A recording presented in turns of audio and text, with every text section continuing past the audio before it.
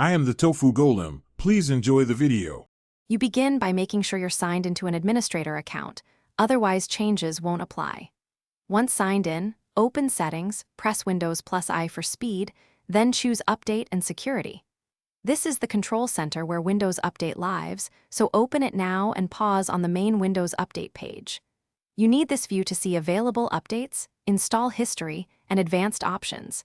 Make sure Windows isn't running on battery saver, because scheduling and downloads can be limited there. Once on Windows Update, click Check for Updates and watch the status. The system will search, download, and prepare installs. If downloads stall, toggle delivery optimization settings to allow downloads from other PCs on your network. Make sure active hours reflect your work schedule so restarts won't interrupt you. Use restart options to pick a convenient time. In advanced options, enable updates for other Microsoft products. This keeps Office and drivers current, because keeping the whole stack updated reduces compatibility and security issues. Install available updates and accept a restart, or schedule a restart that fits your workflow.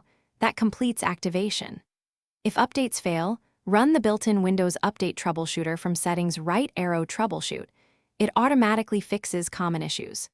If problems persist, reset Windows Update components using the command prompt, or run DISM and SFC scans to repair system files. These repair corrupted components that block updates. If you still hit errors, note the error code and contact support, because that code points directly to the root cause.